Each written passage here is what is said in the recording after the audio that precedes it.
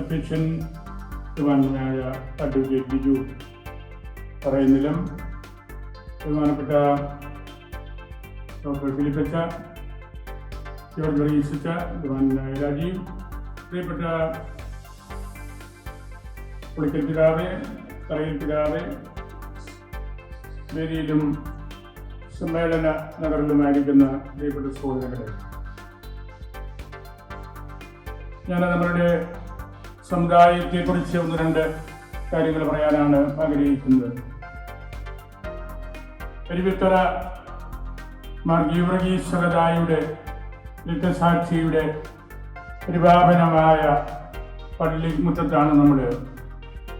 കത്തോലിക്ക കോൺഗ്രസിൻ്റെ ഒരു മെഗാ സമ്മേളനം തന്നെയാണിത്. സമുദായ സമ്മേളനമാണ്.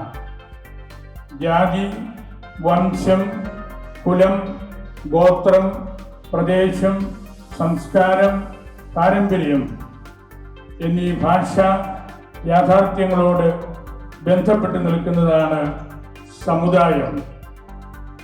ജനം, പൊതുജനം, വ്യക്തി എന്നിവയുടെ മധ്യവർത്തിയായി നിൽക്കുന്ന യാഥാർത്ഥ്യങ്ങളാണവ. സഭ ദൈവജനമാണ്, കാതോലികമാണ്, എല്ലാവരെയും ഉൾക്കൊള്ളാൻ വിളിക്കപ്പെട്ടവളാണ്. തന്മൂലം സഭ സ്വഭാവത്താലെ പ്രേക്ഷിതയാണ്.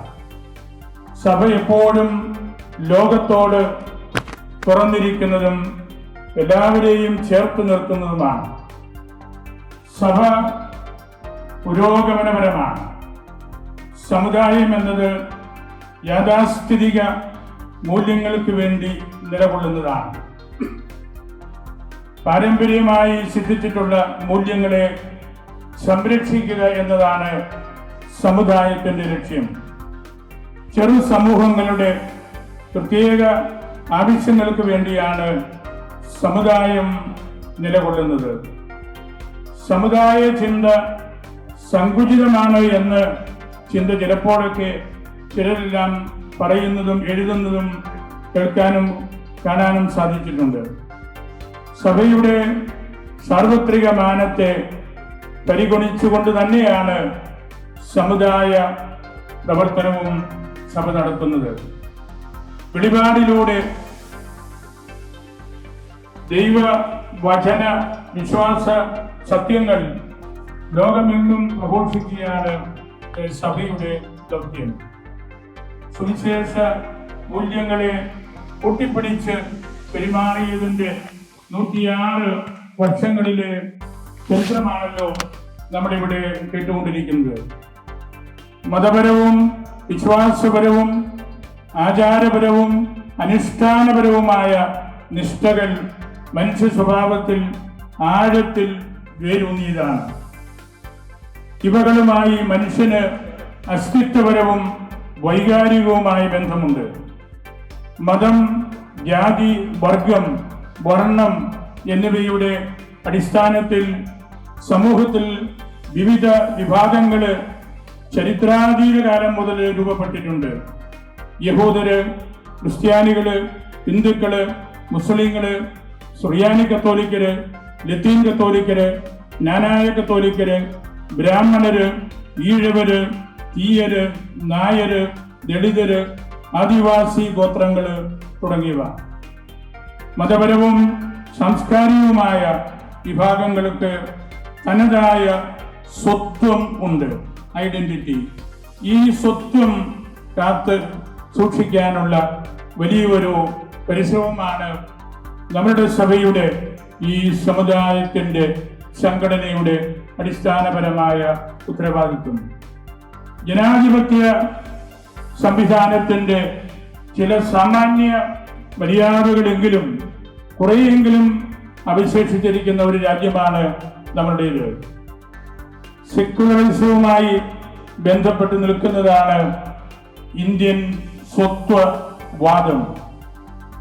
ഇന്ത്യയിൽ സെക്യുലറിസം വൈവിധ്യത്തിൻ്റെ നേർക്കുള്ള ആദരവാണ്.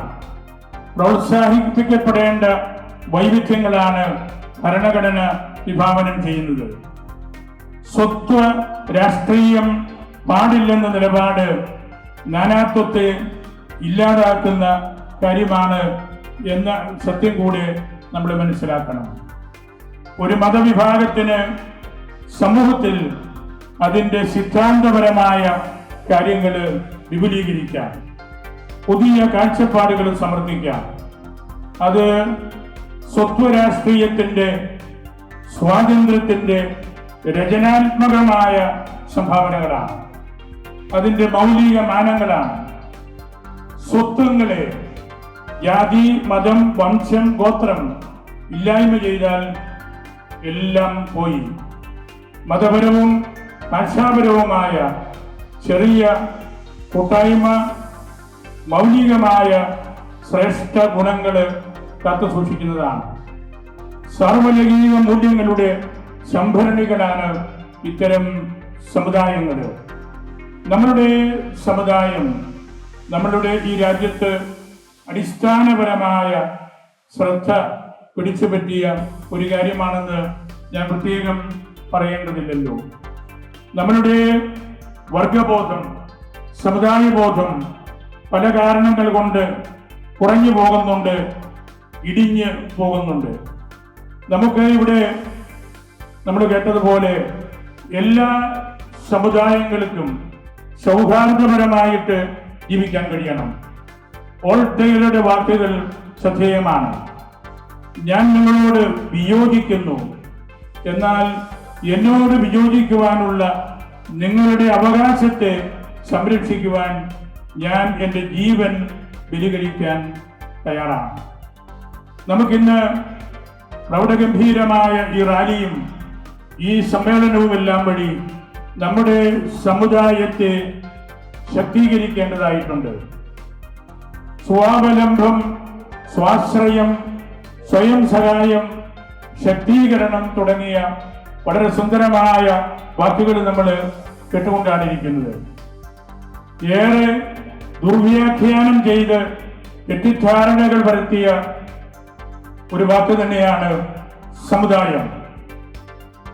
സമുദായം വിഭാഗീയതയോ സങ്കുചിതത്വമോ വംശീയ പക്ഷപാത ചിന്തയോ അല്ല. പ്രകൃതിയിലെ സഹജ വൈവിധ്യത്തിന്റെ സ്വാഭാവിക പരിണാമ ഫലങ്ങളാണ് വിവിധ സമുദായങ്ങൾ. അത് പൊതുസമൂഹത്തിന് ഭീഷണിയോ ബാധ്യതയോ അല്ല. സമുദായ ശക്തീകരണത്തിനു വേണ്ടി രൂപം കൊണ്ട നിരവധി സംഘടനകളുണ്ട്. അതിലേറ്റവും മുമ്പിൽ നിൽക്കുന്നതാണ് കത്തോലിക്ക കോൺഗ്രസ്. കത്തോലിക്ക കോൺഗ്രസിന്റെ നിർണായകമായ ഇടപെടലുകൾ കൊണ്ട് തന്നെയാണ് നമ്മളുടെ സമുദായം വാസ്തവത്തിൽ ഇന്ന് പിടിച്ചു നിൽക്കുന്നത്. ഈ നാടുകളിലെല്ലാം എത്രയോ തീഷ്ണതയോടുകൂടിയാണ് അവര് നമ്മളുടെ ഈ സഭയുടെ സമസ്ത മേഖലകളിലും നിർണായകമായ ഇടപെടലുകൾ നടത്തിയിട്ടുള്ളത്. ഒരു സമുദായത്തിനും ശക്തീകരണം നടക്കേണ്ട വിവിധ മേഖലകളുമുണ്ട്. ആ മേഖലകളെ നമ്മൾ അവഗണിക്കുമ്പോൾ ഒരു സമുദായത്തിനും പിടിച്ചു നിൽക്കാൻ സാധ്യമല്ല. സമുദായ ശക്തീകരണത്തിന്റെ അടിസ്ഥാനപരമായ മാനം ദാരിദ്ര്യ നിർമ്മാർജ്ജനമാണ്. നമുക്ക് വളരെയേറെ പ്രതിസന്ധികളുണ്ട്. ദരിദ്രന്റെ കണ്ണുനീരൊഴുകുന്ന സ്ഥലമായിട്ട് നമ്മുടെ ഈ ദേശമെല്ലാം മാറിക്കൊണ്ടിരിക്കുകയാണ്. ഇന്നും ഭക്ഷണമില്ലാത്ത വലയുന്ന ഒട്ടേറെ ആളുകളുണ്ട്. വീട് വാസയോഗ്യമായത് ഇല്ലാത്ത ധാരാളം ആളുകളുണ്ട്. അതുകൊണ്ട് സമുദായം ശക്തിപ്പെടണമെങ്കിൽ ദാരിദ്ര്യ നിർമ്മാർജ്ജനം നമ്മൾ അടിസ്ഥാന തത്വമായിട്ടെടുക്കണം. സമുദായ ശക്തീകരണത്തിന്റെ രണ്ടാമത്തെ ഘടകം അറിവാണ്, വിദ്യാഭ്യാസമാണ്. അഡ്വക്കേറ്റ് ബിജു അതേക്കുറിച്ച് ഇവിടെ വളരെ ഗംഭീരമായ രീതിയിൽ പറയുകയുണ്ടായി. എങ്ങനെയാണ് നമ്മൾ സ്ഥാപനങ്ങളിലൂടെ നമ്മുടെ ഈ സമുദായത്തെ വളർത്തിയത് എന്ന്. നമ്മുടെ സ്ഥാപനങ്ങളിൽ പഠിപ്പിച്ച് ഉന്നത സ്ഥാനങ്ങളിൽ എത്തിയ ആയിരക്കണക്കിന് ആളുകൾ നമ്മുടെ ഇടയിലുണ്ട് എന്ന് നമുക്കറിയാം. അങ്ങനെയുള്ള തീവ്രമായ പരിശ്രമങ്ങൾ നടത്താനായിട്ട് നമുക്ക് സാധിച്ചിട്ടുണ്ട്. പക്ഷേ ഇനിയും വിമോചനം നേടാതെ കഴിയുന്ന വളരെയേറെ വിഷമിച്ചു കഴിയുന്ന ഒട്ടനവധി ആളുകൾ നമ്മുടെ ഇടയിലുണ്ട്. ഒരു സമുദായം ശക്തിപ്പെടുന്നതിന് സംഘടന വളരെ പ്രധാനപ്പെട്ട കാര്യമാണ്. സംഘടനയുടെ നേതൃത്വം, സാമൂഹികമായ സ്ഥാപനങ്ങൾ, ധനസമ്പാദന സാധ്യതയുള്ള തൊഴിലുകൾ, സ്വാശ്രയ കർമ്മ പരിപാടികൾ, സമ്പാദ്യശീലം വളർത്താനുള്ള പരിശ്രമങ്ങൾ, സാംസ്കാരിക പ്രവർത്തനങ്ങൾ, ആരോഗ്യ പരിപാലനം, മാധ്യമങ്ങളുടെ ഉപയോഗം, ബോധവൽക്കരണം തുടങ്ങിയ ഒട്ടനവധി കാര്യങ്ങൾ ഇനിയും നമുക്ക് ചെയ്യേണ്ടതായിട്ടുണ്ട്. സമുദായങ്ങൾ ഒറ്റപ്പെട്ടല്ല നിൽക്കേണ്ടത്. ഇവിടെ അത് പറഞ്ഞു കഴിഞ്ഞു. ക്ഷേമകരമായ പദ്ധതികൾ ഇല്ലാത്ത സമുദായങ്ങൾ ജീർണിച്ചു പോകും. സ്ത്രീകൾക്കും യുവാക്കൾക്കും കുട്ടികൾക്കും കൃഷിക്കാർക്കും തൊഴിലാളികൾക്കും പ്രത്യേകം കർമ്മ പദ്ധതികൾ നമ്മൾ രൂപീകരിക്കേണ്ടതായിട്ടുണ്ട്. നന്മയിൽ വളർത്താനായിട്ട് നമ്മളെല്ലാവരും നമ്മുടെ സമുദായ അംഗങ്ങളെ പ്രോത്സാഹിപ്പിക്കണം. കുടിയേറ്റം ഒരിക്കലും കയ്യേറ്റമല്ല. കൃഷിക്കാരും കർഷകരും ഇല്ലാത്ത ഒരു സമുദായത്തെക്കുറിച്ച് നമുക്ക് ചിന്തിക്കാൻ സാധ്യമല്ല. ജനസംഖ്യാക്രമത്തിൽ പ്രമാദീയമായ കുറവ് സംഭവിക്കുന്നത് നമ്മളുടെ സമുദായത്തിന്റെ ഏറ്റവും വലിയ ബലഹീനമായ ഒരു മുഖമാണ്. അതുപോലെ തന്നെ നമ്മുടെ സമുദായത്തിലെ അംഗങ്ങൾ പ്രമാദീയമായിട്ട് അന്യരാജ്യങ്ങളിലേക്ക് കുടിയേറി പാർക്കുന്നതും നമ്മെ വളരെയധികം ബാധിക്കുന്നുണ്ട്. നമ്മുടെ സമുദായത്തിലെ ദളിതരെ വേണ്ടതുപോലെ സമുദ്ധരിക്കാൻ നമുക്ക് പറ്റാതെ വന്നിട്ടുണ്ട്. EWS കാറ്റഗറിയിൽപ്പെട്ടവരുടെ എണ്ണം വളരെയധികം നമ്മുടെ സമുദായത്തിൽ വരികയാണ്. മദ്യവും മയക്കുമരുന്നും വഴി നമ്മുടെ സമുദായം ബലഹീനമാകുന്നുണ്ട്.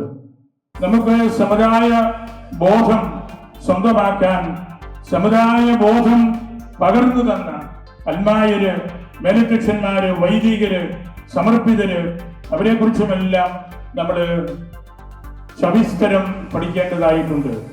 സമുദായ ബോധം സഭയുടെ അൺഡിവൈഡഡ് ആയിട്ടുള്ള അവിഭക്ത പാരമ്പര്യത്തിൽ നിന്ന് വരേണ്ടതാണ്. അവിഭക്ത നസ്രാണി പാരമ്പര്യത്തെ മുറുകെ പിടിക്കുമ്പോഴാണ് കത്തോലിക്ക കോൺഗ്രസ് ആഴമുള്ള ഒരു സമുദായ സംഘടനയായിട്ട് മാറുന്നത്. സഭാ ചരിത്രവും സഭാവിജ്ഞാനീയവും മാറ്റി നിർത്തിക്കൊണ്ട് ഒരു സമുദായം എന്ന നിലയിൽ നമുക്ക് വളരാൻ സാധ്യമല്ല. സമുദായവും സഭയും ഒന്നിച്ചു പോകേണ്ട കാര്യങ്ങളാണ്. സമുദായബോധം അൽമായർക്ക് മാത്രം പോരാ, നേതൃത്വം നൽകുന്ന വൈദികർക്കും മേലധ്യക്ഷന്മാർക്കും ഇതര വ്യക്തികൾക്കും അത് കൂടിയേ പറ്റൂ. സുറിയാനി ഭാഷയും ലിറ്റർജിയും സഭാചരിത്രവും അറിയാവുന്ന നേതൃത്വത്തിലൂടെ മാത്രമേ ഈ സമുദായത്തെ ബലപ്പെടുത്തുവാനും അതിനെ ശക്തീകരിക്കുവാനും നമുക്ക് സാധിക്കുകയുള്ളൂ. സമുദായ ബോധവൽക്കരണം തീവ്രമായ നിലയിൽ നമ്മൾ ഇനിയും പ്രോത്സാഹിപ്പിക്കേണ്ടതായിട്ടുണ്ട്. സമുദായ ബോധം കേവലം സംവരണ ബോധമല്ല. ന്യൂനപക്ഷ അവകാശം എന്ന് പറയുന്നത് ആനുകൂല്യങ്ങൾ അനുഭവിക്കുന്നത് മാത്രമല്ല, നമ്മളുടെ ഉത്തരവാദിത്വം കൂടെ നമ്മൾ കണ്ടെത്തണം. ചിലപ്പോഴെല്ലാം നമ്മളുടെ സഭയുടെ അടിസ്ഥാനപരമായ പാരമ്പര്യം ഉറങ്ങിപ്പോകുന്നുണ്ട്. സ്ലീപ്പിംഗ് ട്രഡീഷൻ എന്ന് വിദേശത്തുള്ളവർ പോലും ചിലപ്പോഴെല്ലാം നമ്മളുടെ സഭയുടെ പാരമ്പര്യത്തെ കുറിച്ച് പറയാറുണ്ട്.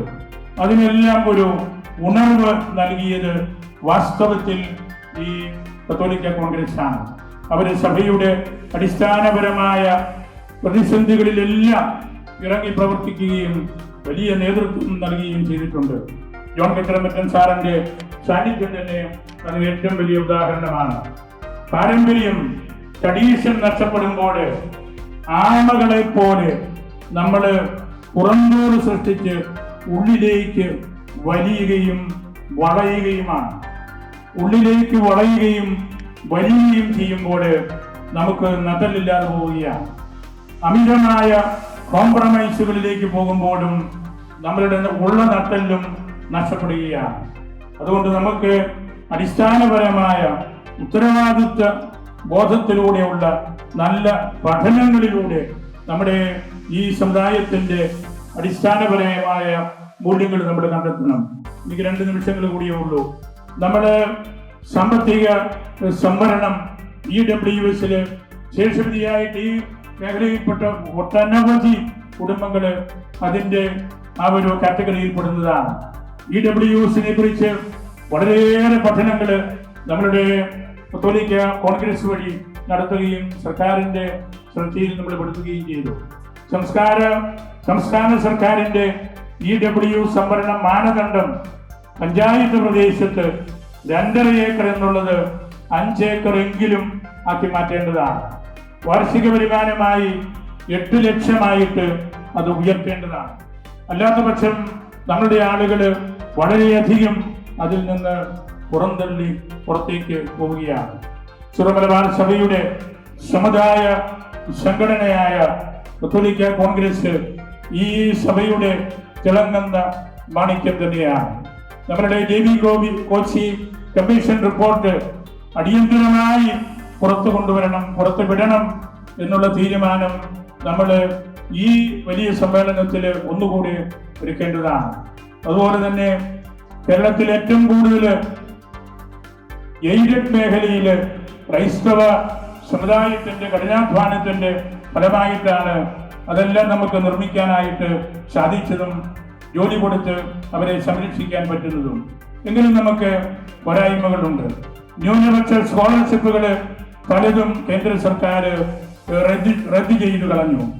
നമ്മുടെ സമുദായത്തിന് കിട്ടേണ്ട ആനുകൂല്യങ്ങളും അവകാശങ്ങളും സർക്കാർ ബോധപൂർവം നഷ്ടപ്പെടുത്തിക്കൊണ്ടിരിക്കുകയാണ്. അതിനെല്ലാം എതിരായിട്ടുള്ള ശക്തമായിട്ടുള്ള സ്വരം നമുക്ക് സർക്കാരിന്റെ മുമ്പിൽ കേൾപ്പിക്കേണ്ടതായിട്ടുണ്ട്. നമ്മളുടെ ഈ സമ്മേളനം വളരെ വലിയൊരു അടിസ്ഥാനപരമായ മുന്നേറ്റത്തിന്റെ അടയാളമായിട്ട് മാറുമെന്ന് എനിക്ക് ഉറപ്പുണ്ട്. സമുദായ ബോധം സൈക്കോ സൊമാറ്റിക്കാണ്. അവിടെ ശരീരവും ആത്മാവും ഒന്നിച്ച് ചേരണം. അങ്ങനെയുള്ള ഒരു സൈക്കോ സൊമാറ്റിക് ആയിട്ടുള്ള ആഴപ്പെട്ട ഒരു പ്രസ്ഥാനമായിട്ട് നമ്മളുടെ കത്തോലിക്ക കോൺഗ്രസ് ഇനിയും മുമ്പോട്ട് പോകുമ്പോൾ മാത്രമാണ് ഈ നസ്രാണികളുടെ സമുദായത്തിന്റെ ബലം എന്താണെന്ന് ഈ രാജ്യത്തിന് ഒന്നുകൂടി തിരിച്ചറിയാനായിട്ട് സാധിക്കും. നമ്മൾ വലിയൊരു ശക്തിയാണ്. നസ്രാണി നമ്മൾ എന്ന് പറയുന്നത് V remain bigger than our numbers. നമ്മളുടെ എണ്ണത്തേക്കാൾ നമുക്ക് വലിയ മഹത്വവും വലിയ സ്വാധീനവും ഈ രാജ്യത്തുണ്ട്. ഞാൻ ഒരിക്കൽ കൂടെ ഒരു സമയം തീർന്നു. ഞാൻ ഒരു ഒറ്റ കാര്യം കൂടെ പറഞ്ഞ് അവസാനിപ്പിക്കുകയാണ്. നമുക്ക് വ്യക്തിപരമായിട്ട് സർവൈവ് ചെയ്താൽ പോരാ, നമുക്ക് സമുദായമായിട്ട് സർവൈവ് ചെയ്യാം, സഭയായിട്ട് സർവൈവ് ചെയ്യാം. അതിനുവേണ്ടിയുള്ള നല്ല തീരുമാനങ്ങൾ എടുക്കാനായിട്ട് നമ്മുടെ ഈ സമ്മേളനത്തിന് കഴിയട്ടെ.